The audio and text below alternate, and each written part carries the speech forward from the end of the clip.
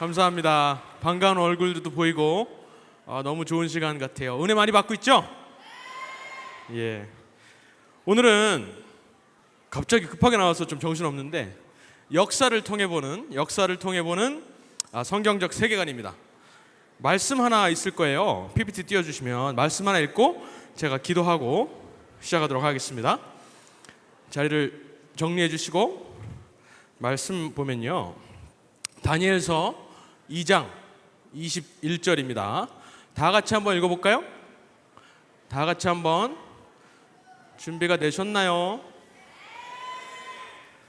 다 같이 한번 읽어볼게요. 그는 시작. 그는 때와 기한을 변하시며 왕들을 패하시고 왕들을 세우시며 지혜자에게 지혜를 주시고 지식자에게 총명을 주시는도다. 아멘. 여러분 반갑습니다. 숨이 차네요. 반갑습니다. 오늘 역사로 보는 성경적 세계관이에요. 역사로 보는 성경적 세계관인데 끔찍한 사진 나왔어요. 끔찍한 사진. 올림픽 보고 계세요? 올림픽 우리나라가 1위 했다가 다시 떨어졌다가 하는데 최종 결과를 봐야 되겠지만 저는 별로 관심이 없어요. 스포츠에 별로 관심이 없는데 이 개막식 장면 요거 끔찍해서 교회에서 틀기가 좀 너무 민망해요. 너무 민망하고 참 죄스럽고 괜히 죄스럽고, 그런데 이 개막식 장면을 보고 너무 화가 나서 얘기를 안 할 수가 없었습니다.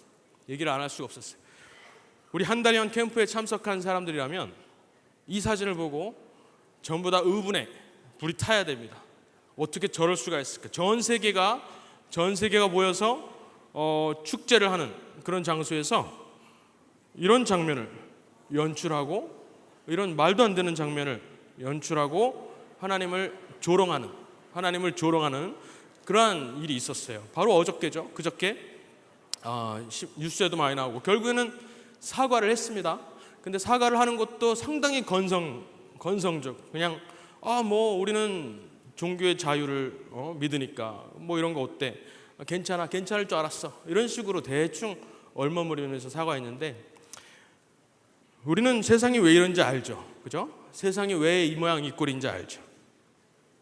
진리가 선포되는 것을, 특히 예수 그리스도가 세상에 선포되는 것을 두려워하기 때문에, 그죠? 어떻게 해서든 조롱하고 모독하고 이런 것들을 계속해서 세상은 하고 있는 것입니다. 특히 파리라면은 더 그렇겠죠. 파리, 제가 오늘 이야기를 드리겠지만은 프랑스는 원래 좀 그래요. 프랑스 혁명이라고 들어봤어요? 프랑스 혁명 때부터 사실은 조금 항상 예수님을 모독하고 기독교를 조롱하는 그러한 문화가, 그러한 풍토가 계속해서 지금까지 이어져 오고 있습니다. 그러한 내용에 대해서 오늘 얘기를 할 텐데, 사실은 역사에 대해서 우리가 제대로 알지 못하면은 이러한 너무나 노골적인 기독교에 대한 모독을 보고도 우리가 여기에 대해서 대응을 못해요. 분별할 수가 없습니다. 역사를 우리가 제대로 알아야 사실은 이러한 것들을 보고 이것은 어떠한 마귀의 그런 관계가 있는 것이구나라는 것을 알고 대적할 수가 있어요. 거기에 대해서 갑자기 경계심을 느끼고 또 의분을 표출할 수도 있어야 되고 그렇습니다. 그래서 역사를 우리가 제대로 알아야 되는데, 역사하면은 대표적인 책이 하나가 있어요. 이에치까라고, 이름도 좀 까리하죠. 이에치까르라는 사람이 있는데 역사란 무엇인가 해가지고 지금도 베스트셀러예요. 역사학 서적으로서는 지금도 계속해서 잘 팔리고 있는데 아주 여러 가지 거짓말들을 휘황찬란하게 말을 해놓은 겁니다. 역사란 무엇인가라고 하면서 거기에 나오는 아주 유명한 구절 중에 하나가 여러분 아실 수도 있어요. 역사란 현재와 과거의 대화이다. 이렇게 멋있게 말을 했어요. 거짓말이에요. 감동하면 안 돼요. 역사란 현재와 과거의 대화이다. 이 말은 뭐냐면은 역사란 바뀔 수도 있다라는 거예요. 그 당시에 일어났던 그 사건 그 자체가 아니라 그것을 현재 시점에서 봤을 때 이렇게 바뀌기도 하고 저렇게 바뀌기도 할 수 있다는 겁니다. 그게 이제 여기 역사란 무엇인가가 말하는 주된 내용이에요. 이에치카 라는 사람이 지금 이 책이 역사학의 가장 대표적인 교과서로 여겨지고 있습니다. 역사란 사실 없다라는 것을 말하고 있는 겁니다. 역사란 그냥 현재 지금 해석자의, 지금 역사학자의 주관적인 해석일 뿐이다 라고 말을 하고 있는 겁니다. 관찰자의, 지금 시점에서의 관찰자의 해설일 뿐이다. 그 당시에 어떤 일이 실제로 일어나는지는 상관이 없다라고 말을 하는 것이 바로 저 책입니다. 그리고 요즘의 모든 현대 문학과 현대 학문들은 다 저렇게 또 말을 하고 있어요. 다른 말로 하면은 절대적인 진리는 없다라고 말을 하는 겁니다. 그런데 여기 잘 들어보세요. 얘네들이 주장하는 게 뭐냐면은, 이 까리한 친구가 주장하는 게 뭐냐면은 절대적인 진리는 없다라고 말을 하는 거예요. 그러면은 이 사람 말을 들어야 돼요, 안 들어야 돼요? 들으면 안 되죠. 절대적인 진리는 없다며. 절대적인 진리는 없다라고 말을 하는 사람은 내 말은 듣지 마세요 라고 하는 거잖아요. 그렇잖아요. 절대적인 진리가 없다며. 당신 말은 듣지 말아야 되겠네. 다른 사람은 몰라도 당신 말은 듣지 말아야 되겠네. 그죠? 이 이에치카가 하는 말이 결국에는 절대적 진리는 없다라고 하는, 요즘에 이제 포스트 모던 그런 퉁조라고 할 수 있는데, 그 말을 결국에는 우리는 귀담아 들으면 안 된다라는 것입니다. 그렇죠? 절대적 진리는 자기가 없다 그러니까. 그리고 또 뭐라고 하냐면 역사는 돌고 도는 거야. 역사는 또 계속해서 똑같은 일이 반복되고 전쟁이 일어나고 평화가 또 오고 이런 식으로 반복된다라고 또 말을 합니다. 이것도 거짓말이죠. 얘네들이 하고 싶은 말은 역사는 시작도 없고 끝도 없다. 계속해서 이어진다. 무한대다라고 말을 합니다. 무한대라고 말을 하는 것은 결국 아무것도 없다라는 거예요. 아무것도 없다라는 거예요. 결국에는 무를 가르치고 있는 것입니다. 시작도 없고 끝도 없고 결국에는 뭘 섬기는 거예요? 시간을 숭배하는 겁니다. 시간을 우상으로 놓고 숭배하는 거예요. 이것은 우리 기독교인이 가져야 될 역사관하고는 너무나 틀리다라는 것을 지금 확실하게 알고 가시기 바랍니다. 기독교인이 그럼 가져야 될 진짜 역사관은 무엇일까? 그리고 그냥 기독교인들 넘어서 우리 한국에 있는 크리스찬들이 가져야 될 역사관은 또 무엇일까? 이것을 앞으로 한 시간 동안 이야기를 할 텐데 잘 귀담아 들으시고 하나님께서 가르쳐 주신 것들을 취하시기 바랍니다. 기본적인 전제가 있어요. 역사를 바라봄에 있어서 기독교인이라면 가져야 하는 기본적인 전제의 4가지를 말씀드릴게요. 4가지. 제가 한 가지 미리 말씀드려야 되는데 조금씩 잘 준비하는 사람이 보이는 것 같아서 제가 사실은 미국에서 온 지 얼마 안 됐어요. 지난주에 미국에 잠깐 다녀왔는데 여러분 드리려고 사실은 선물을 기념품 샵에서, 아니 아직 박수 치지 말아봐. 기념품 샵에서 잔뜩 사왔는데 오늘 아침에 서울에서 5시에 나왔어요.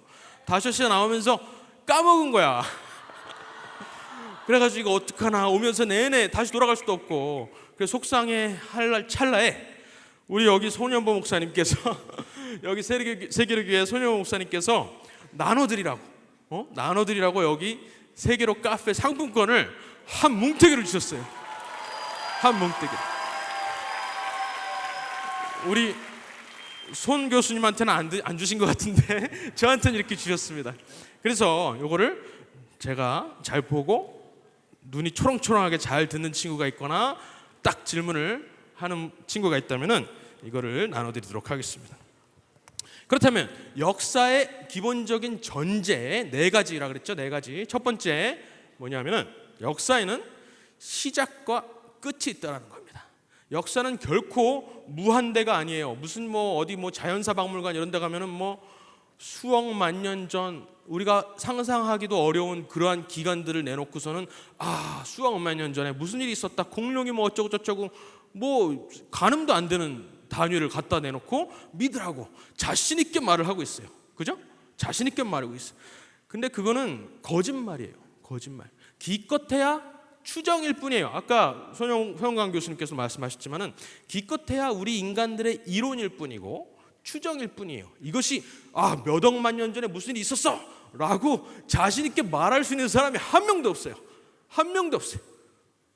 그런데 그렇게 대놓고서는 거짓말을 박물관에다가 써놓는 거는 너무 사람들을, 특히 청소년들을 기만하는 행동이죠. 그죠? 그런 거에 우리가 넘어가서는 안 된다는 겁니다.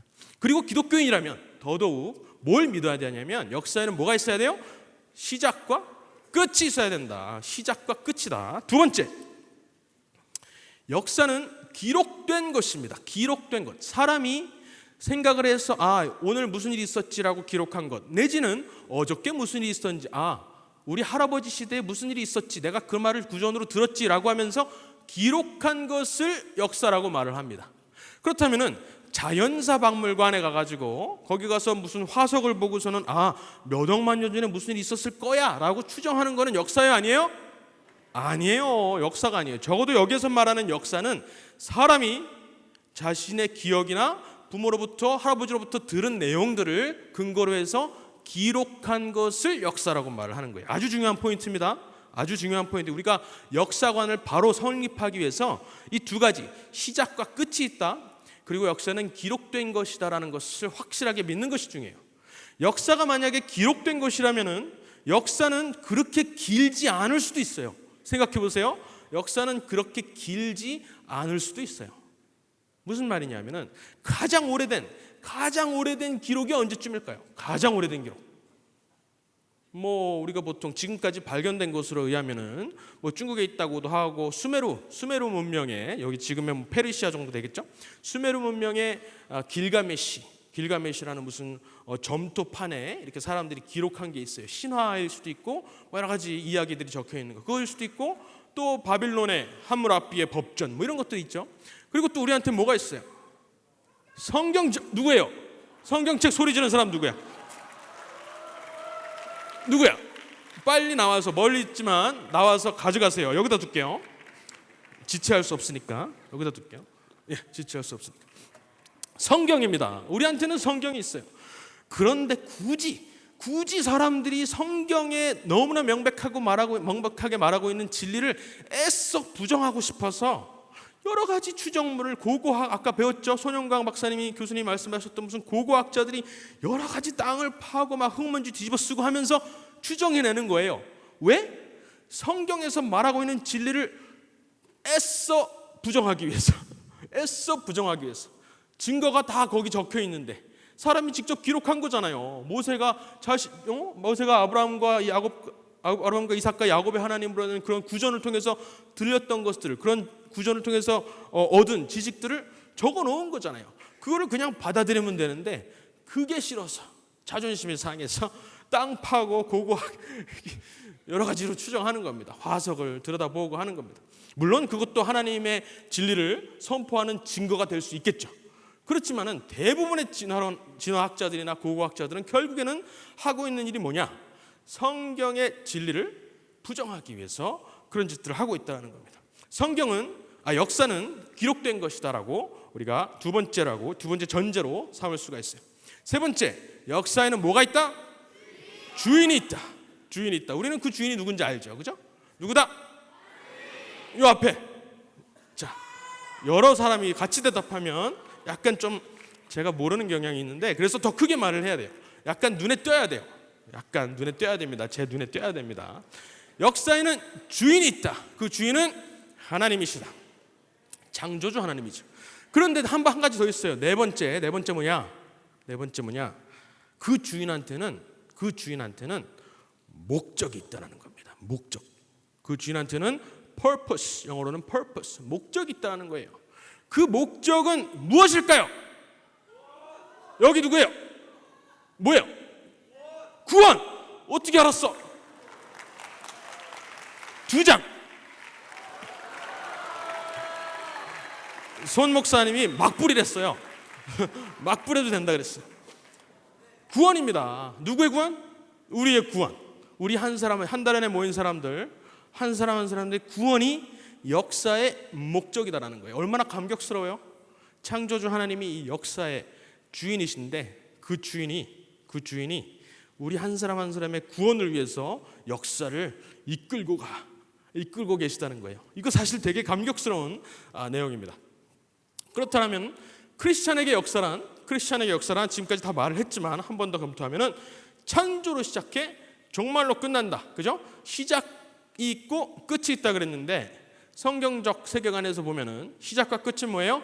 창조, 창세기 1장 1절, 그리고 종말, 예수님이 다시 오셔서 우리를 다 구원하시는 그 역사, 종말이 있다는 겁니다. 역사에는 분명히 시작과 끝이 있어요. 그리고 그 시작과 끝은 기록이 된 역사인데 이것은 생각보다 짧을 수가 있다는 거예요. 짧을 수가 있다는. 가장 오래된 기록이 한 BC 기원전, 예수님이 오시기 전 한 기껏해야 3,000년 정도 돼요. 3,000년. 그렇다면 3,000년 전에 부모로부터 할아버지로부터 증조 할아버지로부터 들은 내용들을 적은 거니까 그 기록은 기껏해야 한 4,000년, 5,000년 되겠죠. 그러면 기원 후에 2,000년이 지났으니까 기껏해야 6,000년, 7,000년 정도밖에 안 된다. 우리가 생각하는 무슨 자연사박물관에서 수억만 년 전이라고 했던 거는 너무나 터무니없는 거짓말이라는 것을 단번에 알 수가 있어요. 생각보다 역사는 짧을 수 있다는 거예요. 이것도 확실하게 말은 못하지만은 적어도 저 바깥 세상에서 말하고 있는 터무니없는 거짓말은 적어도 반박할 수 있다는 것입니다. 그래서 역사는 짧다. 창조에서 종말로 끝나는 역사는 짧다. 그리고 성경이 기본적인 내러티브라는 거예요. 성경이 그 당시에 심지어 모세오경보다도 더 오래전에 쓰여졌다라고 하는 수메르의 길가메시라든가 또 바빌론의 함무라비 법전, 이런 것들도 사실은 성경에 비교해 보면은 그냥 신화이고 일관성이 없는 한 단편적인 이야기에 불과해요. 여러 가지 이야기들을 묶어놓은 것뿐이에요. 그런데 성경만큼 지금까지도 발견된 많은 문서들과 지금까지도 사람들이 쓰고 있는 여러 가지 문학 작품들보다 성경은 처음부터 끝까지 하나의 주제로 일관성 있게 여러 사람이 썼는데도 불구하고, 여러 다른 시대에 다른 사람들이 썼는데도 불구하고 일관적인 주제로 이 맥락을 관통하고 있다는 것이에요. 이만한 책이 없다. 심지어 미래에 있을 이야기까지도 많이 얘기하고 있는데 그것이 대부분 또 성취가 되었어요. 지금 시점에서 봤을 때 성경만큼 역사의 내러티브를 제대로 관통하고 꿰뚫고 있는 그러한 내용은 없다는 것입니다. 그래서 우리는 성경이 곧 역사의 내러티브라고 믿어야 합니다. 바깥 세상은 전부 다 이것을 부정하기 위해서 우리에게 가르치려고 해요. 그죠?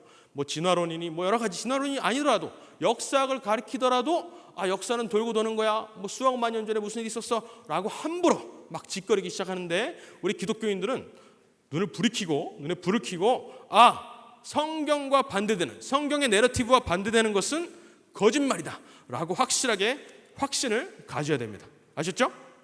세 번째, 뭐라 그랬어요? 역사에는 뭐가 있다? 주인이 있다. 그 주인은 창조주 하나님이다. 맞습니다. 그리고 그 주인에게는 목적이 있는데 그 목적은 뭐예요? 우리의 구원이다. 맞습니다. 우리의 구원입니다. 그래서 역사를 우리가 볼 때 이러한 관점을 가지는 것이 중요해요. 다 같이 따라해 볼까요? 살아계신 하나님은 선교하는 하나님이시다. 살아계신 하나님은 선교하는 하나님이시다. 이게 미션 퍼스펙티브, 선교 퍼스펙티브라는 유명한 책자가 있어요. 코스도 있고 여러 사람들이 많이 공부하고 있는, 모든 선교사들은 아마 필수적으로 공부해야 되는 코스가 있는데 2권짜리 아주 두꺼운 책입니다. 미션 퍼스펙티브라는 책인데 그 책의 첫 번째 단원의 첫 번째 장의 제목이 바로 이거예요. Living God is a missionary God. 살아계신 하나님은 선교하는 하나님이다. 이 선교를 언제부터 시작하시냐면 창세기 정확하게는 12장 아브라함을 부르실 때부터 선교를 시작하세요. 저 세계 선교죠. 우리 인류를, 택자들을 구원하기 위한 그 작업을 아브라함을 부르실 때부터 요한계시록까지 계속해서 지금까지 쓰고 내려가시는 겁니다. 하나님은 선교하는 하나님이다. 이 관점을 우리가 항상 역사를 생각할 때 기억할 필요가 있습니다. 하나님은 어떤 하나님? 선교하는 하나님이다. 그런데 아까 사진에서도 봤지만 올림픽 개막식에서 이상한 연출을 했던 그런 사진에서도 봤지만은 하나님의 선교하는 그러한 역사만 있는 게 아니에요. 이 세상에는 마귀의 역사도 있습니다. 물론 하나님께서 허락하신 것이죠. 하나님께서 일부 잠깐 허락하신 그러한 마귀의 역사가 또 있어요. 그 역사 때문에 사실은 이 세상에는 너무나 큰 아픔이 있고 너무나 큰 고통이 있는 것입니다. 그리고 하나님을 조롱하고 모독하는 저러한 세력들이 계속해서 판을 치는 것이에요. 그것 때문에 우리는 또 마음을 졸이고 마음 아파하고 괴로워하고 그런 것이죠. 이 마귀의 역사를 우리가 간과할 수가 없어요. 지금 계속해서 파리 올림픽에서도 계속 하나님을 조롱하고 기독교인을 모독하는 그러한 일들을 우리가 분별해야 하듯이 마귀의 역사를 우리가 제대로 분별해야 세상에 흘러가는 그 역사를 우리가 제대로 알 수가 있습니다. 그 마귀의 역사는 무엇이냐? 첫 번째로 진리를 거스르는 거예요. 진리를 거스르는 겁니다. 그리고 창조 질서에 역행하는 거예요. 아까 사진에서도 봤지만은 사진 또 나오죠. 아우 끔찍한 사진에서 나오지만은 진리에 거스르고 창조 질서, 남자와 여자의 결혼, 제도, 그리고 부모와 자녀 이러한 너무나 기본적인 너무나 당연한 상식적인 그러한 질서들을 거스르고 역행합니다. 그리고 하나님의 구원 역사, 성교하시는 하나님의 그 구원 역사를 어떻게 해서든 방해하려고 해요. 방해할 수 없죠. 그죠? 하나님은 승리하시는 하나님이시니까. 그죠? 그렇지만 방해하려고 막 노력을 한단 말이에요. 거기에 또 몇몇 사람들이 실족하기도 해요.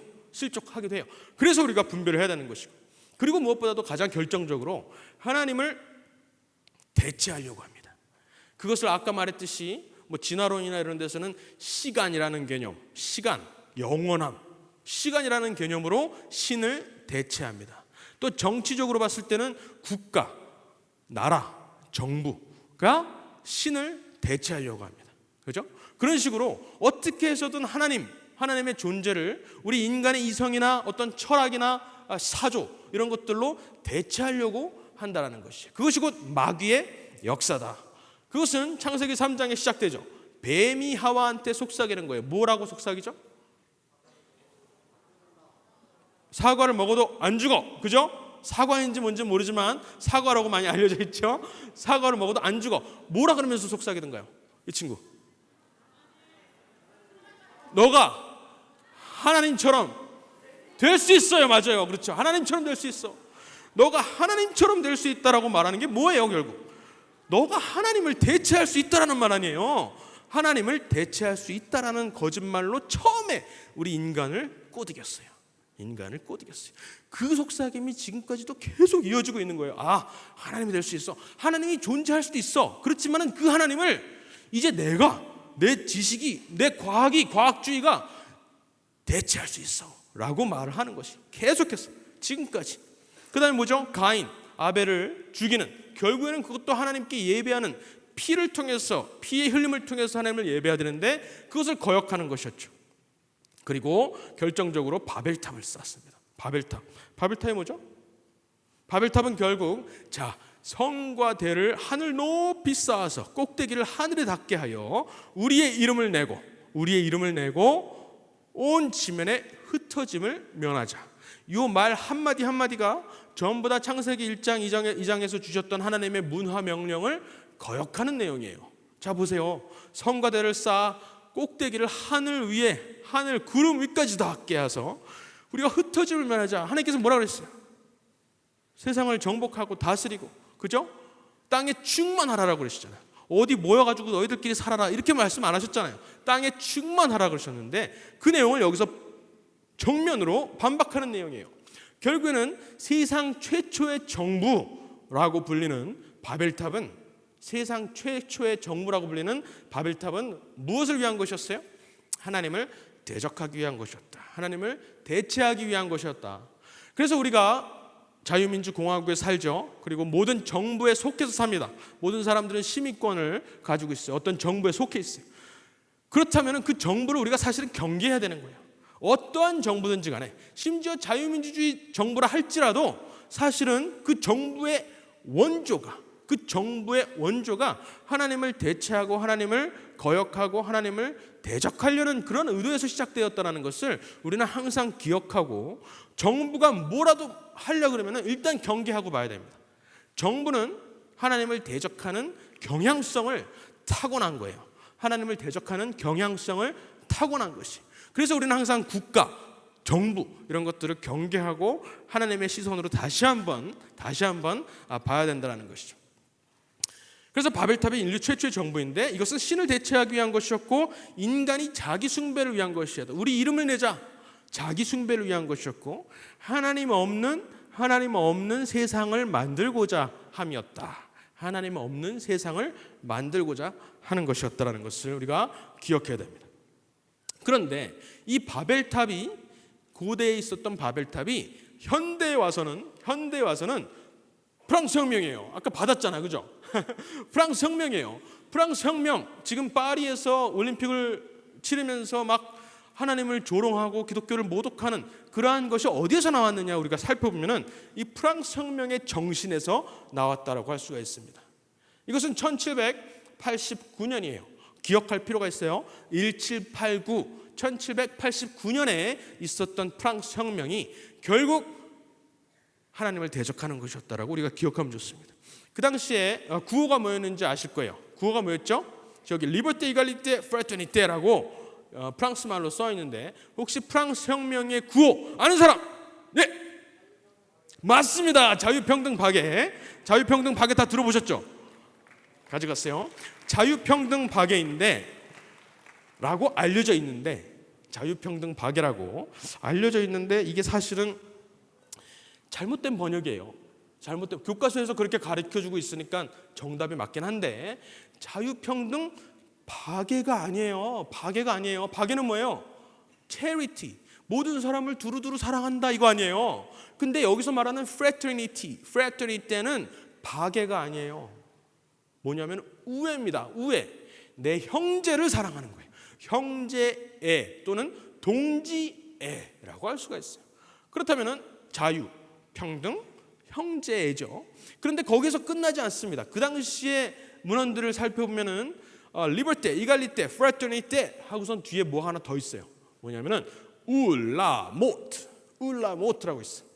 자유평등 박애, 울라모트 뭐냐면 자유평등 형제애 아니면 모두 죽음을 이 말입니다. 죽음을 울라모트. 그 말은 뭐냐면은 자유와 평등, 내가 말하는 자유와 평등에 동의하는 우리 형제들을 빼고는 전부 다 죽여라 라는 말이에요. 그것을 지금까지도 부끄러운 줄 모르고 자신들의 모토로 삼고 있는 나라가 프랑스입니다.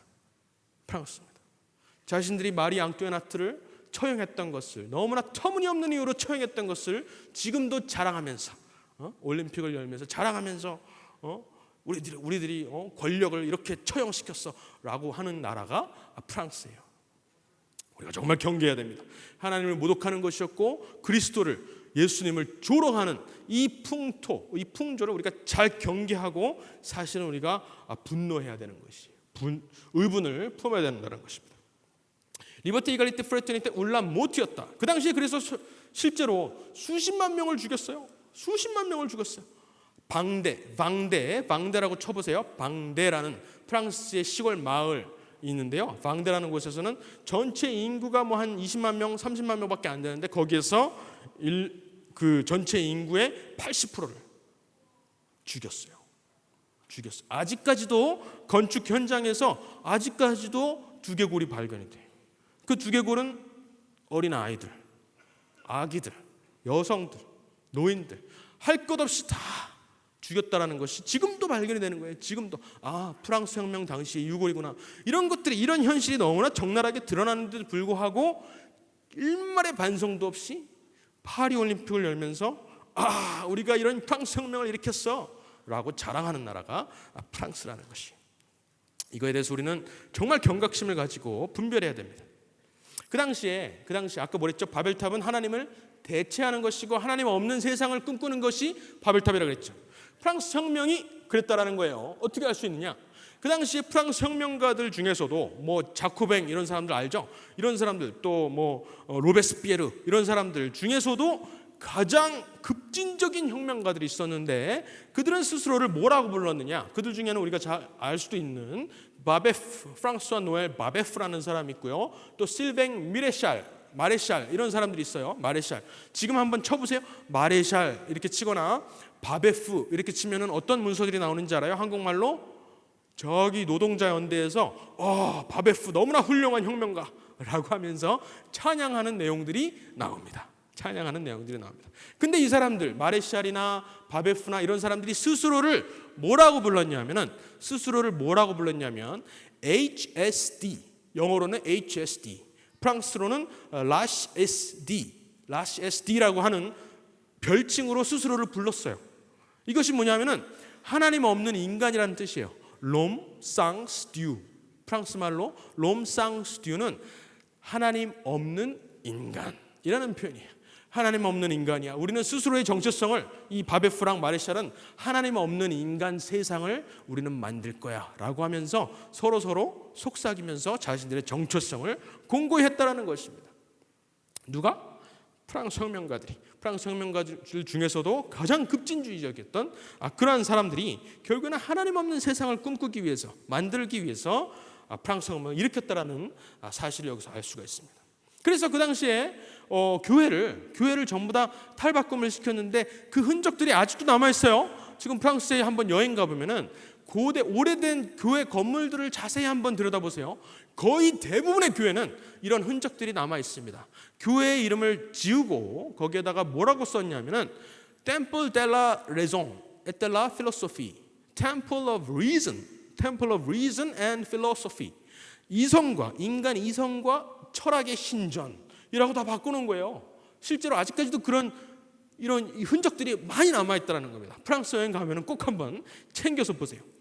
그리고 그 당시에 벽화라든가 교회 바닥에 이렇게 이런 강대상 앞에 이렇게 있는 벽화, 이런 문양에 전부 다 이렇게 하나님을 조롱하는 흔적들이 있다는, 지금까지도 발견이 된다는 것입니다.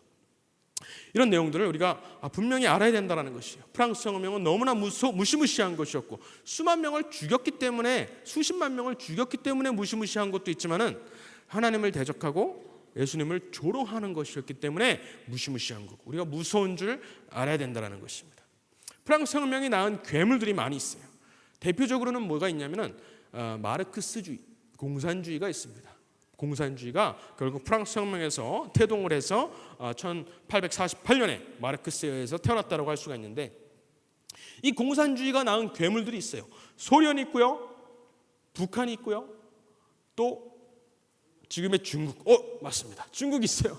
중국이 있습니다. 지금의 중국. 근데 그런 국가 체제에서 끝나지 않아요. 우리 자유민주 사회 안에서도 이 마르크스주의는 계속해서 활개를 치고 있는데, 아까 저기 프랑스 파리 올림픽에서 나왔던 그러한 장면처럼 동성애, 트랜스젠더, 그죠? 성혁명, 젠더 이데올로기, 이러한 형태로 계속해서 서구 사회를 물들이고 병들게 하고 있다라는 것입니다. 이것이 전부 다 프랑스 혁명에서 나왔다라는 것이에요. 그 프랑스 혁명은 무슨 사조예요? 하나님이 없다. 하나님이 없다. 하나님이 계시더라도 하나님이 없는 세상을 만들어 보자라는 바벨탑이었다라는 것이. 바벨탑이었다는 것. 그것을 우리가 분별해야 된다. 지금 우리나라에서도 마찬가지죠. 우리나라의 차별 금지법이라든가, 그죠? 학생 인권 조례라든가, 이런 것들은 결국 사회의 모든 질서들을 무너뜨리고, 남자와 여자는 없어, 부모와 자녀 이런 것도 애매모호해, 선생과 제자 이런 것들도 없어라고 말을 하는 것이 결국에는 이런 프랑스 혁명 마르크스주의에서 나왔다라는 것입니다. 다양한 가족은 뭔지 아세요? 다양한 가족? 누가 한번 대답해 볼까요? 다양한 가족. 다양한 가족은 뭘 말하는 건지 아는 사람? 그렇죠. 맞아요. 엄마가 2명이야. 엄마가 2명이야. 혹은 3명이 될 수도 있어. 아빠가 2명이야. 이런 식이에요. 다양한 형태의 가족이 있다라고 말을 하는 것이 말은 그럴듯한데 너무나 창조 질서에 어긋나고 질서를 역행하는 것이고, 그죠? 하나님의 진리를 거스르는 것이고, 거기에서 더 나아가서 하나님을 조롱하는 것이에요. 하나님을 조롱하는 그러한 형태를 말한다는 것입니다. 이것들에 대해서 우리가 경계를 해야 돼요. 약간 조금 더 무서운 얘기 좀 더 할게요. 조금 좀 불쾌한 내용일 수도 있지만은 우리 청소년 시기에, 청소년일 때 이 사실을 더 알아야 되기 때문에 말하는 것이니까 양해를 해주시고요. 마르크스의 세계관이 어떠했는지를 생각해 보면은 얼마나 이것이 무시무시한 건지 우리가 알 수가 있어요. 마르크스가 썼던 그 공산당 공산당 그 교리 문답 있잖아요. 공산당 선언이라는 책을 보면은 이러한 내용들이 있습니다. 공산주의는 존재하는 모든 전통적 관계의 단절을 위한다. 이렇게 말을 하고 있어요. 존재하는 모든 것에 대한 그냥 비판도 아니야. 무자비한 비판이다. 이렇게 말을 하는데 그 비판은 어디에서 시작해요? 종교에 대한 비판, 특히 기독교에 대한 비판에서 시작한다. 이렇게 말을 하고 있어요. 대놓고 말을 하는 겁니다. 기독교에 대한 비판이 곧 이 공산주의 철학의 시작이다. 이렇게 말을 하고 있는 거예요. 무신론이 시작되는 곳에 곧 공산주의가 시작된다. 이렇게 말을 하고 있어요. 무시무시한 철학입니다. 무시무시한 철학이에요. 그런데 이 마르크스가 이 공산당 선언이라든가 자본론이라든가 이런 우리가 알고 있는 책들만 쓴 게 아니에요. 마르크스는 한 100권 정도의 책을 썼단 말이에요. 근데 그중에 우리가 알고 있는 책은 20권 정도밖에 안 돼요. 그러면 나머지 번역되지도 않은 그러한 많은 80여 권의 책은 무슨 책이냐? 찾아보면은 시집입니다. 그리고 또 희곡이에요. 희곡이라든가 시집이라든가 연극 이런 것들을 많이 썼단 말이에요. 마르크스가. 그런데 그 내용을 보면 하나같이 하나님을 대적하고 조롱하는 것을 담고 있다는 것을 알고 있어요. 마르크스가 썼던 창백한 소녀라는 시집입니다. 여기 이렇게 돼 있어요. 나는 이것으로 천국을 박탈당했다. 한때 하나님께 진실했던 나의 영혼은 이제는 지옥으로 가는 것이 결정되었다. 이렇게 말을 하고 있어요. 어떤 거래를 했던 것처럼 들려요. 그죠? 마르크스가 사탄과 어떤 거래를 했다라는 것처럼 들립니다. 또 다른 시에 보면은 내 심장이 마법에 홀리고 감각이 혼미해질 때 나는 사탄과 거래를 했다. 나오네요. 그죠? 거래를 했다. 그가 나한테 신호를 보내면서 나한테 시간을 치면은 나는 재빨리 내 바이올린으로 죽음의 행진곡을 연주하리라. 이렇게 말을 하고 있어요. 바이올리니스트라는 마르크스의 시입니다. 또 이런 책도 있어요. 지옥의 수증기가 일어나면서 나의 두뇌를 채운다. 내가 미쳐서 나의 심장이 완전히 뒤바뀌어질 때까지 이 검을 어둠의 왕자가 사탄이 나한테 팔았다네. 이렇게 말을 하고 있어요. 이것이 마르크스 본인이 썼던 시집에 나오는 내용입니다. 이런 내용들은 학교에서 안 가르쳐주죠. 마르크스의 자본론이나 공산당 선언 이런 것들을 막 찬양하면서 가르치면서 사실 마르크스 내면에 있었던 저런 마음을 담은 내용들을 하나도 가르쳐주질 않아요. 그렇죠?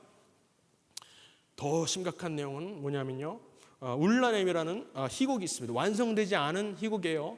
근데 울라넴이라는 단어는 뭘 말할까요? 혹시 아는 사람? 임마누엘을 뒤집은 거예요. 임마누엘을 뒤집어서 철자를 뒤집어서 울라넴이라고 말을 하고 있습니다. 이것은 울라넴은 요 왼쪽에도 나오지만은 사진에 나오지만은 데스 메탈 있죠? 헤비 메탈 중에서도 사탄을 숭배하는 데스 메탈. 혹시 듣는 사람들 있는지 모르겠어요. 데스 메탈 앨범 중에 울라넴이라는 앨범이 있습니다. 아주 무시무시한 내용이에요. 그 내용은 뭐 사탄을 숭배하는 대놓고 사탄을 숭배하고 피를 마시고 이런 내용들인데 그 제목이 울라넴인데 그 울라넴은 어디서 나왔어요? 마르크스의 울라넴에서 나왔는데 마르크스는 임마누엘 하나님이 우리와 함께 계시다라는 그 임마누엘의 철자를 뒤집어서 울라넴이라고 말을 한 겁니다. 그 희곡의 내용은 더 기가 막혀요. 다 맞춰지지도 않은 내용이지만은 그 내용은 뭐냐면은 어떤 남자와 미성년자 소년이 둘이서 정처 없이 방황을 하다가 어디 호텔에 들어가려고 동성행각을 하려고 호텔을 막 찾아다니는데 호텔이 다 만석이야. 어디도 들어갈 수가 없어요. 그래가지고 결국 어디로 들어가느냐? 어떤 마구간에 들어갑니다. 뭐가 연상이 되죠? 요셉과 마리아가 베들레헴에서 그죠? 마구간에 들어가서 예수님을 그것을 연상하게끔 하는 내용을 근데 그 내용은 뭐냐면은 그 중년의 남자와 이 소년이 그 마구간에 들어가서 성행위를 하다가 결국에는 그 남자가 이 소년을 죽이는 내용이에요. 그러면서 이렇게 시를 읊습니다. 파멸 나는 생명의 절기와 함께 온 인류의 저주를 건다네. 어둠 속에서 지옥의 틈새가 우리를 향해 동시에 열렸구나. 당신이 떨어지면 나도 웃으면서 뒤따르리. 그리고 당신의 귓전에 아래서 만나자. 지옥에서 만나자 라고 속삭이리. 만약 모든 걸 삼켜버리는 존재가 있다면 나는 주저없이 뛰어들어 이 세상을 파멸시킬 것이다. 이것이 마르크스의 본심이었다라는 것입니다. 공산당 선언을 쓰고 자본론을 쓰면서 기껏 고상한 척 다 했지만은 결국에 그 내심에는 세상을 파멸하려는 그 사탄의 속삭임에 충실했다라는 것을 우리가 이러한 시집을 통해서 알 수가 있다는 것입니다. 그리고 무엇보다도 그 내면에는 기독교를 조롱하고 예수님을 모독하는 내용으로 가득 차 있다는 사실을 우리가 분명히 알아야 됩니다. 노동자 연대나 이런 웹사이트 가보면 마르크스를 아직까지도 찬송하고 있어요. 이것에 대해서 정말 우리는 경각심을 느껴야 됩니다. 그리고 더 놀라운 것은 공산당 선언을 우리가 보잖아요. 공산당 선언 아직까지도 찬양하고 있어요. 요즘에는 원숭이도 이해하는 공산당 선언 이런 식으로 해가지고 막 책이 나와요. 계속해서 나옵니다. 그런데 잠깐 생각해봐요. 원숭이도 이해하는 책이면 좋은 책이에요, 나쁜 책이에요? 당연히 나쁜 책이죠. 원숭이가 이해하는 책이면 그 내용이 제대로 된 내용이 있겠어요? 그렇죠. 근데 원숭이도 이해하는 공산당 선언이라고 자신 있게 말을 하는 겁니다. 결국 하는 말이 뭐예요? 진화론을 얘기하는 겁니다. 진화론. 원숭이나 나나 원숭이나 인간이나 똑같아. 원숭이가 이해하는 것은 곧 내가 나한테 유익한 거야 라고 말을 하고 있는 거예요. 표지로. 그런데 저거를 또 사주고 있어요. 어린아이들이 많이 사서 또 읽습니다. 베스트셀러예요. 그런데 그 공산당 선언의 원래 제목이 뭐였는지 한번 따져볼까요? 공산당 선언, 커뮤니스트 매니페스토, 요즘 정치 문헌처럼 들리잖아요. 그런데 마르크스가 처음에 생각했던 이 공산당 선언의 제목 뭐냐면은 공산주의 신앙 고백이었다라는 겁니다. 신앙 고백. 무슨 말이야? 공산주의는 무신론자라며, 하나님을 믿지 않는다며. 근데 웬 신앙 고백 할 수 있죠? 마르크스는 엥겔스한테 보내는 편지에서 이렇게 말을 합니다. 우리가 새로운 종교를 만들어 보자. 새로운 종교를 만들어 보자. 하나님을 대적하는 인본주의 신앙을 한번 만들어 보자 라고 하면서 공산주의 신앙 고백이라고 제목을 달았다는 것입니다. 그런데 그 전에 제목이 하나 더 있어요. 뭐냐면은 공산주의 교리문답. 교리문답 뭐예요? 웨스트민스터 교리문답이 있고 소요리 교리문답이 있고 이런 기독교의 교리를 정리해 놓은 몇 가지 103개 무슨 문항으로 정리해 놓은 그런 것들을 패러디해서 그런 것들을 조롱하면서 우리 인본주의 신앙 고백 교리문답을 한번 만들어보자 라고 했던 게 공산당 선언이라는 것입니다. 이것을 보면 우리가 정말 두려워해야 돼요. 정말 두려워해야 돼요. 세상에 사회주의를 쫓으면서 공산주의를 찬양하는 사람들이 이렇게 많은데 그들이 알지는 못하겠지만 그들의 내면의 영적 상태가 어떠한지를 우리가 좀 분별할 필요가 있다는 것입니다. 한 가지만 더 말씀드릴까요? 마르크스가 자기 친구 엥겔스한테 썼던 편지에 이런 내용이 있어요. 내가 지금 그 공산주의 신앙 고백이라고 했던 그 글을 지금 쓰고 있어. 그럼 지금 쓰고 있는데 이상하게 내가 공산당 선언을 쓸 때만 되면은 내 등에 있는 종기가 갑자기 막 분출을 해.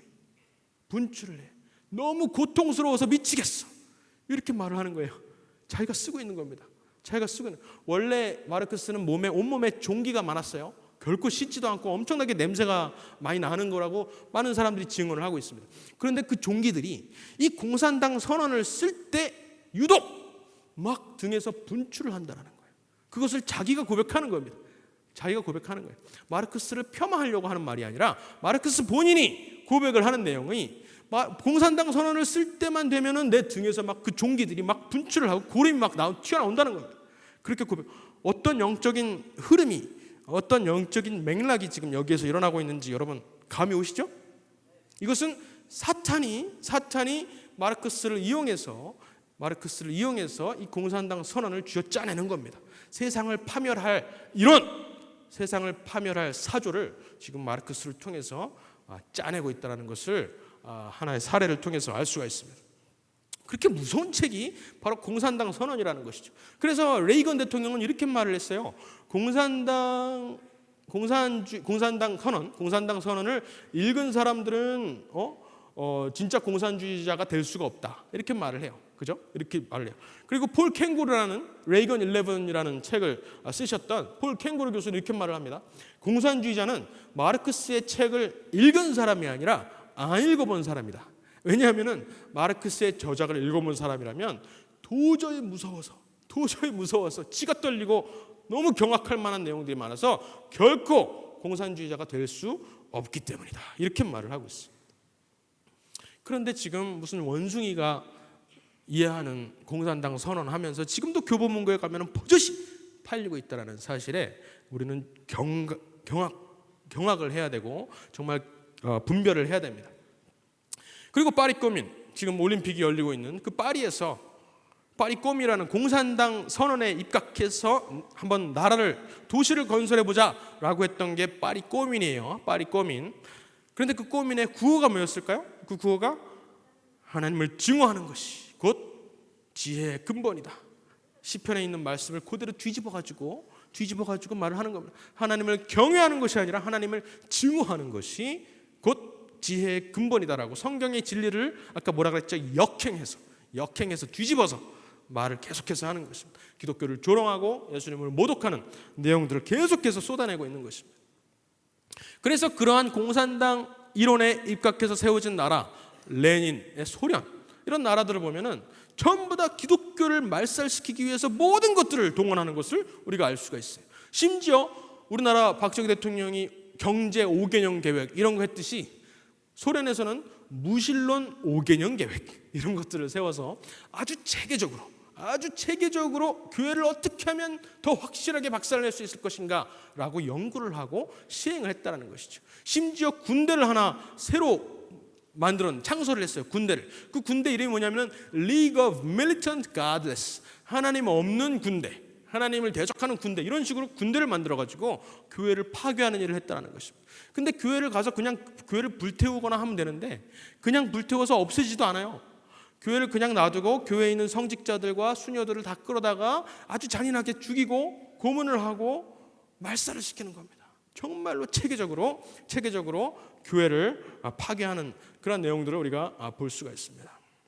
너무 잔인해서 더 이상 묘사는 못하겠지만은 솔제니친이라는 그 당시에 거기에 살았던, 소련 치하에서 살았던, 수용소 군대에 갇혀서 살았던 사람의 증언이 있습니다. 이 사람은 아주 유명한 명언을 남겼어요. 뭐라 그러냐면 마르크스와 레닌의 철학은, 곧 공산주의의 철학은 하나님에 대한 증오가 가장 큰 추진력이다, 이렇게 말을 하고 있습니다. 공산주의는 여러분 잘못 알고 있어요. 공산주의는 무신론 철학이 아니에요. 하나님을 믿습니다. 하나님을 알아요. 하나님의 존재를 인정해요. 그런데 그 하나님을 대적하는 것이, 그 하나님을 대적하고 조롱하는 것이 공산주의다라고 분명히 기억을 하시면 좋겠습니다. 그래서 이런 내용이 나오는 겁니다. 이렇게 너무나 끔찍한, 정말 교회에서 틀어줄 수가 없는 이러한 내용들의 장면들이 연출이 된다는 것이, 그리고서는 자랑스럽게 우리가 이런 나라야 라고 자랑하는 저런 프랑스를 보면은 정말 끔찍하게 우리가 여기지 않으면 안 됩니다. 그렇다면은 이제 좀 지저분한 얘기 그만하고 하나님의 역사, 그렇다면은 하나님의 역사란 무엇일까? 아까 말했죠. 언제 시작해요? 살아계신 하나님은 선교하는 하나님이시다. 그죠? 그 선교는 언제 시작해요? 아브라함. 그죠? 창세기 12장에서 시작해서 지금까지 계속 이어지고 있는데, 그 선교의 역사는 계속해서 이어지고 있는데, 그 선교 역사를 한번 들여다볼게요. 지금까지 마귀의 역사를 우리가 잠깐 엿보았다면 이제 선교의 역사를 한번 들여다보겠습니다. 아브라함과 이삭과 야곱의 하나님이라는 그 서사를 창세기를 통해서, 창세기 12장부터 50장까지 이야기를 통해서 계속해서 쓰고 계시죠. 그죠? 그러면서 하나님이 건설하시는 것이 무엇이냐면은 이 이스라엘이라는 민족을 통해서 세상을 구원하시겠다라는 목표예요. 그 전에 노아의 홍수라든가 여러 가지 실패를 겪으시면서, 하나님이 실패하셨다라고는 할 수 없지만 어쨌든 여러 가지 시행착오를 겪으시다가 결국에는 아브라함이라는 사람을 통해서, 선택한 이 백성을 통해서 인류를 구원하겠다라는 완대한 계획을 세우시고, 그때부터 선교 역사를 써나가고 계시는 거예요. 선교 역사를. 그래서 이스라엘이라는 나라를 세우셔서 무엇을 일으키죠? 여기 사전에 나오는 것처럼 출애굽 사건을 일으키시는 겁니다. 출애굽 사건을 통해서 이 이스라엘 민족을 애굽이라는 노예제로부터 빼내시고 여기에서 새로운 나라 이스라엘을 건설하시는 겁니다. 그 이스라엘에서 결국에는 예수 그리스도가 나와서, 그죠? 온 인류를 구원할 수 있는 그런 기회를 열어주시는 거잖아요. 그래서 이 이스라엘 민족을 세우시는데, 그 이스라엘 민족을 세우시는 과정이 우리가 주목해서 볼 필요가 있어요. 저 과정이, 예를 들어서 이스라엘 민족을 꺼내왔잖아요. 꺼내왔는데 이 사람들은 자유를 누리게 되었는데 그 자유를 가지고 뭘 하나요? 자유를 가지고 다시 노예제로 돌아가려고 그래요. 자유를 주었는데 다시 애굽으로 돌아가려고 합니다. 이것이 인간의 본성이에요. 인간은 자유를 줘도 그 자유를 가지고 뭐를 해야 될지 모르는 존재가 인간입니다. 결국에는 다시 자기를 얽매일 그러한 사슬을 찾아서 가는 사람이 곧 인간이라는 것이죠. 그래서 결국에는 애굽으로 돌아가겠다 그러죠. 그래서 하나님께서는 주시는 게 뭐죠? There's no freedom without the law. 그렇죠. 하나님께서 뭘 주시는 거예요? 십계명. 십계명을 주시는 겁니다. 법을 주시는 거예요. 누구예요? 크게 소리친 사람. 나와서 가져가세요. 십계명을 주시는 겁니다. 하나님께서는 법칙을 주시는 거예요. 법이 있어야만 결국에는 자유할 수 있다. 진정한 자유는 법이 있어야만 가능하다라고 말씀하시는 겁니다. 그런데 법이 있어도 그 법을 지키지 못하는 게 또 인간이에요. 법이 있어도 자유를 주어도 자유를 누리지 못하고 법을 주어도 법을 지키지 못해요. 그래서 우리는 뭐가 필요할까요? 십계명. 그러니까 십계명을 있어도 십계명을 못 지키니까 뭐가 필요할까요? 십자가? 다 정답이에요. 예배가 필요한 거예요. 예배가. 잠깐만요. 제가 뭐 잘못 눌렀나 보다. 잠깐만. 됐죠. 결국에는 이 사람들이 왜 나왔는지를 우리가 생각해 볼 필요가 있어요. 이 모세가 바로에게 찾아가서 내 백성을 보내라. Let my people go라 그러잖아요. 왜 내 백성을 보내라 그랬을까? 거기에 답이 있어요. 그들이 광야에 가서 예배를 드리기 위해서, 맞아요. 예배를 드리기 위해서 내 앞에서 절기를 지켜야겠다. 3일길쯤 광야로 들어가서 하나님께 제사를 드려야 되겠다라고 말씀하는 겁니다. 결국에는 예배, 40년 동안 연습했던 게 뭐예요? 불기둥과 구림기둥 밑에서 성막을 차려놓고 거기에서 하나님의 임재를 느꼈던 것이죠. 그렇죠? 그것이 곧 예배입니다. 그렇다면은 자유의 목적, 인간이 지금 추구하고 있는 자유, 모든 개인은 자유를 추구하게 되어 있는데 그 자유를 추구하는데 그 자유가 뭔지 몰라요. 자유가 다시 노예제로 돌아가는 것이 자유인 줄 알아. 다시 하나님을 모독하고 하나님을 대체하고 저기 파리 올림픽에서 보는 것처럼 자유하다라고 말을 하면서 자신의 욕망과 자신의 정욕에 스스로를 또 올가매는 것을 자유라고 착각을 하는 거예요. 그것이 아니라 자유의 목적은 뭐예요? 예배하는 것이다. 하나님을 예배하는 것이다. 성경 말씀에 나오잖아요. 우리가 우리 하나님 여호와께 제사를 드리려 하오니 사흘길쯤 광야로 가도록 허락하소서. 바로에게 찾아가서 하는 말이 바로 그것입니다. 내 백성을 보내라. 그러면 그들이 광야에서 내 앞에 절기를 지킬 것이다. 성막을 만들고 정의를 지킬 것이다. 그죠? 또 5장에서 나오고요. 그리고 이것은 인간이 하나님을 찬양하기 위해서, 하나님의 임재를 푹 느끼기 위해서 우리가 자유를 추구하는 것인데, 동시에 하나님께서도 아젠다가 있으세요. 하나님께서도 뭐요? 하나님께서도 우리 중에 함께 거하고 싶으시다는 거예요. 여기에서 또 우리가 하나님의 우리를 사랑하시는 그 하나님의 마음을 알 수가 있는 대목이죠. 출애굽기 29장에 보면은 그들 중에 내가 거하려고 그들을 애굽 땅에서 인도하여냈다. 나도 그들과 함께 거하고 싶어서 그들을 인도해냈다라고 말씀하시는 것이죠. 결국에는 예배가 자유의 목적이라고 할 수가 있어요. 그러면 세 가지가 있는데요. 첫 번째로 자유, 해방. 노예제로부터 일단 해방이 돼야 돼요. 그런데 거기서 끝나지 않고 뭐가 필요해요? 법치가 필요해요. 법치. 그 다음에 거기서 끝나지 않고 뭐가 필요해요? 예배가 필요해요. 그러면 자유와 법치와 예배 중에 만약에 사탄이 우리를 공격하려고 그런다면 뭘 가장 먼저 공격하겠어요? 예배를 공격하는 겁니다. 예배를 공격하는 겁니다. 그래서 예배를 사수하는 것이 곧 자유를 사수하는 것이, 예배를 사수하는 것이 곧 자유를 사수하는 겁니다. 그래서 이 세계로 교회에서 예배를 침해하려고 했을 때 목숨 걸고 나 잡아가라 라고 하면서 목숨 걸고 예배를 사수했던 것입니다. 그 역사 때문에 사실은 우리 대한민국의 자유민주주의 체제가 그나마 버티고 있다라고도 해도 과언이 아니라고 할 수가 있어요.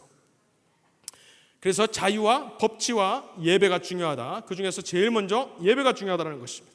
그런데 이 출애굽 사건이 현대판이 있어요. 아까 바벨탑이 현대판이 뭐라 그랬죠? 프랑스 혁명, 그죠? 그런데 이 출애굽 사건의 현대판이 있는데 뭐냐면 바로 미국입니다. 미국의 건국 또는 미국의 혁명이라고 할 수 있어요. 미국의 혁명인데, 어이구 또 잘못 눌렀다. 죄송합니다. 미국의 국장만 봐도 우리가 알 수 있어요. 미국의 국장은 뭐죠? 독수리입니다. 독수리인데 왜 독수리가 되었을까? 많은 학자들한테 물어보면은 로마의 휘장이 독수리 모양이었어 라고 대충 얼머무려요. 정확한 근거가 있는데도 불구하고 아마 로마의 휘장도 그랬고 옛날에 헬라 시대 때도 독수리가 무슨 뭘 상징하는 것 아니었을까? 대충 이렇게 말을 합니다. 그렇지만 분명한 증거가 있는데 그 증거는 무엇이냐면은 최초의 국장 초안 1776년에 사람들이 그 당시에 국부들이 고안해서 그려왔던 초안이 바로 이 그림이라는 겁니다. 왼쪽에 있는 그림 뭐예요? 출애굽 사건을 묘사해 놓고 애굽 병사들이 홍해에 떠밀려 내려가는 그러한 모습과 홍해 건너편에 모세와 히브리 민족 그리고 그 위에는 불기둥과 구름기둥이 있어요. 이런 그림을 그려다 놓고 뭐라 그러냐면은 미국 사람들이 이것이 바로 우리나라의 상징입니다 라고 들이밀었던 거예요. 그러면서 이것이 이 출애굽 사건이 우리의 모습을, 우리 미국을 가장 잘 설명하는 그림입니다 라고 말을 했다는 것이죠. 그런데 놀랍게도 1776년에서 150년 전에 1620년에 메이플라워호를 타고 청교도들이 건너왔잖아요. 105명이 건너왔는데 그때 그 사람들이 들고 있었던 성경책이 뭐냐면은 제네바 성경이에요. 그런데 우연의 일치일지 하나님의 섭리일지 우리는 알지만 어쨌든 그 섭리에 의해서 그 당시의 표지에 바로 똑같은 그림이 그려져 있었다는 겁니다. 150년 전에 뭐예요? 홍해를 가르고 건너온 히브리 민족 그리고 그 위에 불기둥과 구름기둥이 있는 저 모습을 그 당시 가져왔던 성경의 표지로 삼았다라는 것이죠. 그래서 결국 미국은 지금 현대판 미국은 예전의 출애굽을 상징하고 있다라고 할 수가 있습니다. 그렇다면 왜 독수리가 되었을까? 이 초안과 이 독수리 사이에는 한 4번에 걸쳐서 여러 가지 초안을 거쳐요. 그런데 왜 결국에는 독수리가 되었을지 아무런 설명이 없습니다. 그런데 그 당시에 성경을 많이 알고 있는 이 국부들한테 독수리란 곧 출애굽을 뜻했어요. 왜? 성경에 그렇게 써 있으니까. 뭐라고 돼 있죠? 내가 너희를 독수리 날개 위에 업어서 어떻게 애굽 땅에서 끄집어내었는지 너희들이 보았느니라. 출애굽기 19장인가요? 또 이사야서에도 그런 표현이 나와요. 출애굽 사건을 성경에서 유일하게 하나의 동물로 묘사한 것이 있는데 그것이 곧 독수리였다는 것이에요. 미국 사람들도 이 사실을 애써 부인하고 있어요. 다 알면서 애써 부인하고 있어요. 왜?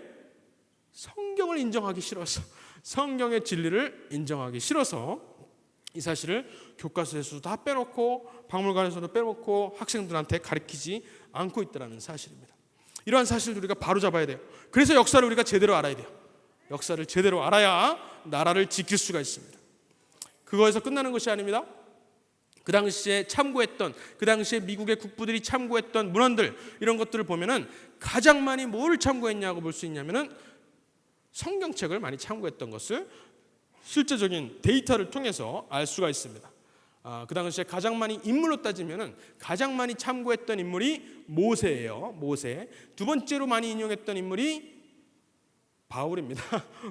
바울 서신을 많이 인용했다는 거예요. 첫 번째로는 모세 오경을 많이 인용했고 그 다음으로는 바울 서신을 많이 인용했다는. 그 다음에는 시편, 다윗이겠죠. 그 다음에 이사야서 이런 내용들이 있다. 그 다음에서야 우리가 알고 있는 세상에서 가르쳐주는 존 로크라든가 몽테스큐에라든가 뭐 이런 블랙스톤 이런 철학자들이 나중에 한참 뒤에야 나온다는 것입니다. 그 당시에 모든 미국의 국부들은 성경을 가장 큰 권위로 삼고 나라를 세웠다라는 것을 알 수가 있습니다. 그래서 많은 미국의 대통령들이 이렇게 말을 했어요. 우리나라의 기초는 조지 워싱턴 1대 대통령입니다. 우리나라의 기초는 무지와 미신이 팽배했던 암울한 시대에 세워진 것이 아니라 성경의 계시를 통해서 유익한 빛이 우리에게 개선의 영향력을 미치면서 사회에 축복을 더하는 그러한 축복받은 시대에 세워졌다, 이렇게 말을 하고 있어요. 아담스 2대 대통령이죠. 뭐라고 하냐면 성경은 세상에서 가장 공화주의적인 책이다, 이런 말 들어봤어요? 성경은 무슨 역사책이다, 여러 가지 다른 묘사하는 표현들이 있지만은 성경은 가장 공화주의적인 책이다. 처음 들어보죠? 공화주의적인 책이다.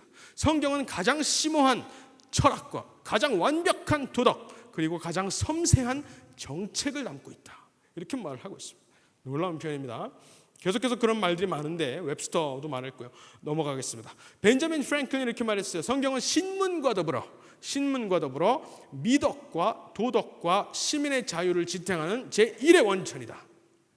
벤자민 러시 이렇게 말해서 성경을 버려버린다면 모든 도덕적 문제에 대한 기준을 잃어버리는 것이다. 성경은 인간의 마음을 정확히 보여주는 유일한 지도를 담고 있다. 아멘. 계속해서 읽어볼까요? 존 퀸시 애덤스, 6번째 대통령이죠. 아까 존 애덤스의 아들입니다. 아들. 성경은 세상에서 찾을 수 있는 최고의 책이다. 시내산에서 받은 율법, 뭐죠? 십계명은 도덕적이고 종교적인 규범일 뿐만 아니라 시민의 자치적 규범도 담고 있다. 시민의식 함양에 가장 필요한 규칙도 담고 있다는 것이. 에브라임 링컨은 또 이렇게 말했습니다. 시편 33편을 인용하면서 성경이 증거하고 모든 역사를 통해 입증된 숭고한 진리는 바로 여호와를 하나님으로 삼는 나라만이 축복을 받는다는 사실이다, 이렇게 말을 했습니다. 아멘. 해리 트루먼, 우리나라의 은인이라고 할 수 있죠. 트루먼이 이렇게 말했어요. 이 나라의 법의 기초는 시내산에서 모세에게 주어진 바로 그것이다. 십계명이다. 우리의 권리 장전의 기초는 출애굽기 그리고 마태복음, 이사야서와 바울 서신에서 얻은 그러한 가르침에서, 성경의 가르침에서 비롯되었다라고 말을 하고 있습니다. 그리고 지난주에 우리가 몇몇이 미국에 가서 직접 보았지만 거기에 모든 건물들의, 의회 건물과 대법원이나 이런 대표적인 건물들의 중심에는 누가 있었냐면은 모세가 있다는 것을 알고 있어요. 모세가입니다. 이건 연방 대법원의 꼭대기에 있는 모세 얼굴인데 양옆에는 누가 있을까요? 아론과 훌일 수도 있어요. 아주 성경을 아는 사람들만 대답할 수 있는 답입니다. 그렇지만 아론과 훌이 아니라 이 동양의 철학자 공자와 서양의 철학자 솔롱을 양옆에 두고 있어요. 그렇지만은 서양과 동양을 아울러서 가장 중심에 있는 기준은 뭐냐면은 모세라고 말을 하고 있는 것입니다. 미국의 건물들이 저렇게 외치고 있어요. 미국의 지금 정치인들은 이걸 애써 부인하고 지우려고 하지만 지워질 수 없는 역사가 건물을 통해서 외쳐지고 있다는 사실입니다. 결국에는 역사를 통해서 보는 기독교 세계관을 지금 배우고 있는데요. 결국에는 역사란 무엇이냐? 창세기 12장부터 나오는 하나님의 건국 역사와 이 바벨탑에서 시작되는, 창세기 11장에서 시작되는 그 바벨탑에서 시작되는 마귀의 역사 간의 전쟁이다, 건국 전쟁이다라고 표현을 할 수가 있는 것이 건국 전쟁이다. 우리는 궁극적으로 누가 승리할지 알고 있죠, 그죠? 궁극적으로 누가 승리할지 우리는 알고 있죠. 그렇지만 그 전쟁에 우리는 참여해야 됩니다. 그래서 우리가 여기에 부르심을 받은 것이, 이 캠프의 주제가 뭐죠? 부르심, 전쟁으로 부르시는 겁니다. 전쟁에 참여하자. 이미 이긴 싸움이야. 두려워할 필요 없어. 이미 이긴 싸움이야 라고 하면서 하나님이 우리를 초대해 주시는 겁니다.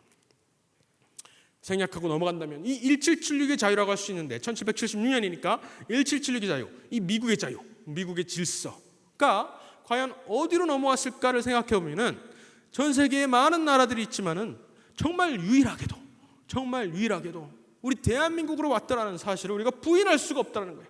역사를 돌아보면 다른 어떤 나라에도 이렇게 확실하게 미국의 정신을 확실하게 주입을 시킨 나라가 대한민국 말고는 없다라는 것입니다. 누구를 통해서?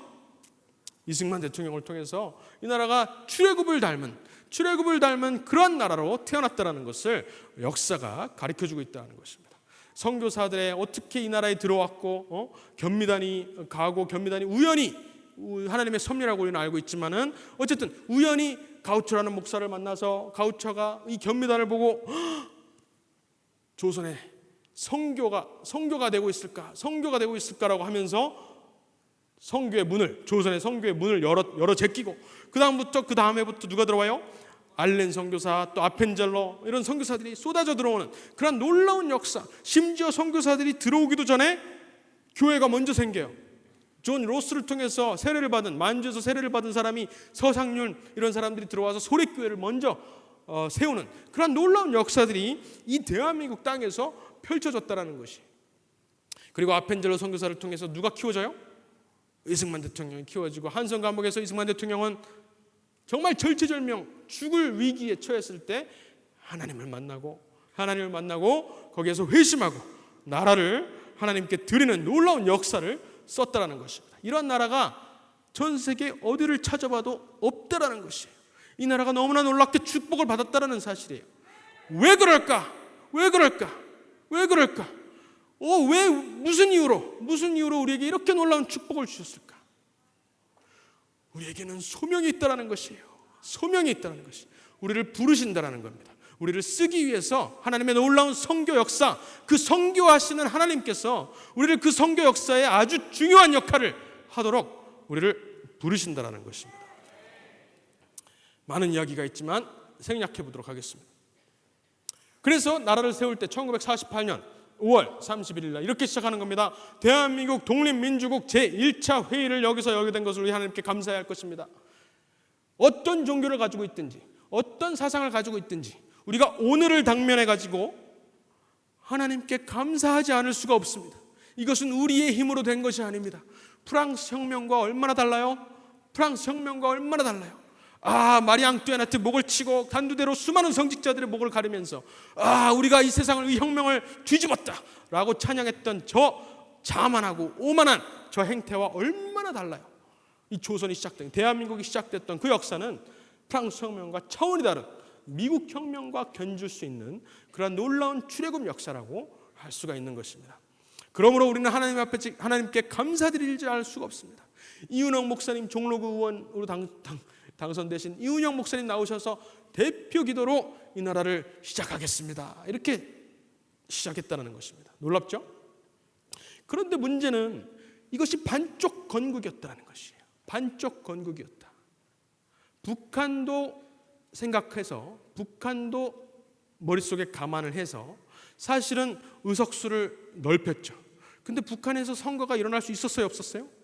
북한 정권이, 김일성이 반대하는 바람에 북한까지도, 거기에서도 선거가 일어나야지 300명의 의원들을 뽑는데 북한에서는 선거가 이루어지지 못해서 200명만 뽑을 수가 있었던 것이에요. 1970년대에 국회를 지을 때도, 지금 여의도에 있는 국회 말이에요.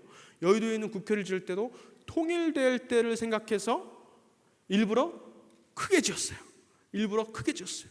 북한에 있는 의원들도 앉을 수 있도록 크게 지었어요. 그래서 그 당시에 아시아에서 가장 큰 국회였다라는 것이 아니에요. 아시아에서 가장 큰 국회. 북한까지도 상정해서. 북한도 우리가 생각을 해요. 우리가 한반도 지도를 그릴 때 어떻게 그려요? 대한민국의 지도를 그려봐라. 어느 초등학생한테도 물어봐도 전부 다 한반도를 그리겠죠. 우리나라를 섬나라로 그리는 사람 누가 있어요? 없죠. 전부 다 한반도를 그려요.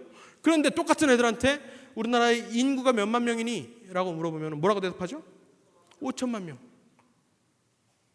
3천만 명은 어디 갔어요? 그 북쪽에 사는 사람들은 왜 생각 안 해요? 그죠? 어마어마한 인지 부조화 속에서 우리가 지금 살고 있다는 것이.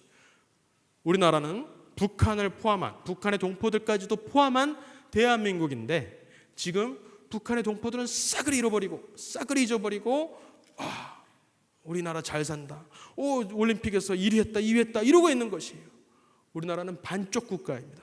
이 사실을 우리가 기억하지 않으면 우리를 향한 부르심을, 우리를 향한 이 나라를 위한 우리 역사의 이 기점에 서 있는 우리 대한민국 국민들, 이 가져야 되는 그 부르심과 소명을 망각하는 것이 됩니다. 북한을 기억해야 돼요. 그래서 이승만 대통령께서는 휴전협정이 일어나고 휴전협정이 체결되고 그날 저녁에 이렇게 말씀하시는 겁니다. 우리는 결코 당신들 북한의 동포들을 잊어버리지 않을 것입니다. 우리의 잃어버린 이북 오도와 북한의 우리 동포들을 다시 찾고 구출하려는 우리 국민의 근본 목표는 변하지 않을 것입니다. 이렇게 말씀하셨어요. 그런데 지금 잃어버린 지, 이 북한 땅을 잊어버린 지, 북한의 동포를 잊어버린 지 지금 70년이 지나고 있다는 것입니다. 이 한반도에는 그래서 하나님의 건국 역사인 출애굽의 역사가 남한에서 펼쳐지고 있고요. 동시에 마귀의 역사인 바벨탑의 역사가 북쪽에서 치러지고 있어요. 이 전쟁을 이 한반도만큼 명확하게 보여주는 곳이 지구상 아무데도 없어요. 이 건국전쟁, 하나님의 역사와 사단 마귀의 역사, 질싸움이지만 그들이 질싸움이죠. 우리는 이길 싸움이죠. 그렇지만 어쨌든 이 한반도에서 펼쳐지고 있다는 것입니다. 우리 대한민국의 청년들이 이 사실을 망각하고 대한민국은 요 남한 땅이라고 착각하고 살면은 하나님께서 우리에게 주시는 그 부르심을 우리가 망각하고 그 소명대로 따라가지 못한다는 것이 된다는 것이, 그 프랑스 혁명의 절정이 바로 북한 땅이라는 것을 우리가 기억할 필요가 있습니다. 우리의 국부 이승만 대통령은 이 사실을 너무나 명확하게 알고 계셨어요. 대한민국이 생기기도 전에 이 대한민국이 밟아야 할, 대한민국이 취해야 할 그 하나님의 소명을 정확하게 인식하고 계셨어요. 뭐라 그러시죠? 하나님이 한인을 특별히 택하사 동양의 예수교 문명을 기초 잡게 하신 거로 우리가 이때 한국 교회 일에만 전념하면 한인들이 일본과 천국이 어디예요? 중국까지도 다 예수교로 인도할 것이다. 이 놀라운 원대한 하나님의 꿈을 꾸고 계셨다는 거예요. 살아계신 하나님은 선교하는 하나님이시다라는 이 놀라운 역사관을 이승만 대통령께서, 우리나라의 국부 대신 이승만 대통령께서는 정확하게 인지하고 계셨다는 것입니다. 이 대한민국 국민의 소명을 확실하게 알고 계셨다는 사실입니다. 우리도 그렇게 부르고 계신 거예요. 이 캠프에 와 있는 한다른 청소년들과 청년들에게 그렇게 부르고 계시는 겁니다. 북한을 기억해라. 너희들이 받은 축복, 이 대한민국이 받은 축복, 너희들이 뭐 올림픽에서 1등하고 2등하고 그러라고 준 축복이 아니라는 거예요. 북한을 구원하고 더 나아가서는 중국까지도 하나님의 복음을 전하라는 그 사명을 주기 위해서 우리 대한민국을 그토록 축복하셨다라는 것입니다. 우리가 세계 지도를 펼쳐놓고 보면은 사실은 이 자유의 확장 또는 복음의 서진이라고 하는 것이 지금 한반도에서 딱 멈춰 있는 것을 발견할 수가 있어요. 한반도에서 딱 멈춰 있는 거예요. 어디에서 정확하게는 38선 휴전선에서 딱 멈춰 있습니다. 결국에는 하나님의 복음의 확장은, 자유의 확장은 어디에서 돌파구가 일어나요? 한반도에서 돌파구가 일어날 것이라고 세계 지도가 외치고 있는 거예요. 세계 지도가 우리한테 호소하고 있는 겁니다. 우리 한국 교회에게 계속해서 말을 하고 있는 거예요. 지도만 봐도 한반도에서의 자유의 북진은 곧 복음의 서진을 의미한다는 것을 우리가 명확하게 알 수가 있습니다. 어떻게 여러분을 지금 부르고 계신지 지금 알고 계시죠? 그렇다면 정리하겠습니다. 먼저 역사에는 뭐가 있어요? 시작과 끝이 있고 주인이 있으며 목적이 있다는 것이에요. 그리고 그 근거는 뭐예요? 성경이다. 하나님은 선교하는 하나님이시다. 그리고 그 주권적 흐름에 역행하는 마귀의 역사도 있어요. 물론 걔네들한테는 승리는 없죠. 우리한테 승리가 있죠. 궁극적인 승리. 어쨌든 그래도 이 세상의 공중 권세는 그들이 잡았다라고 우리가 인정을 해야 돼. 그렇죠? 궁극적으로는 그들이 질싸움이지만 어쨌든 이 세상에서 살아가는 우리들은 그 마귀의 역사를 인지하고 분별하고 계속해서 싸우려는 의지를 표출을 해야 된다는 것입니다. 다음 뭐죠? 복음의 서진은 자유의 확장을 따라간다는 거예요. 복음은 계속해서 서진을 하고 있는데 결국에는 어디로 돌아가요? 복음은 예루살렘으로 돌아가죠. 계속해서 서진을 하고 있는데, 지구를 한 바퀴 돌아서 서진을 하고 있는데, 그것은 뭘 따라가냐면은 자유민주공화국의 확장을 따라간다는 것입니다. 자유민주공화국의 확장을 따라간다는 것이고, 그것이 지금 어디에 멈춰 있어요? 한반도에 멈춰 있다는 거예요. 한반도에 멈춰. 거기에 우리의 부르심이 있다는 겁니다. 거기에 우리 한국 교회와 한국 다음 세대의 부르심이 있다는 것이에요. 한국은 특별한 지정학적 위치에서 감당해야 할 특별한 부르심이 있다. 한국의 크리스천들은 특별히 그러한 부르심이 있다는 것을 분명히 인지하고 여기를 나가시기 바랍니다. 그래서 그 시작은 북한의 자유화이다 라고 말을 할 수가 있습니다. 마지막으로 이 말씀 두 구절 읽고 마치도록 하겠습니다. 다 같이 읽어볼게요. 이는 시작. 이는 이방인들이 복음으로 말미암아 그리스도 예수 안에서 함께 후사가 되고 함께 지체가 되고 함께 약속에 참여하는 자가 됨이라. 이 복음을 위하여 그의 능력이 역사하시는 대로 내게 주신 하나님의 은혜의 선물을 따라 내가 일꾼이 되었노라. 아멘. 내가 복음을 위하여 모든 것을 행함은 복음에 참여하고자 함이라. 역사로 보는 성경적 세계관을 들었는데요. 여러분에게 선택이 있어요. 오늘 강의를 듣고 내려야 될 선택이 있어요. 뭐예요?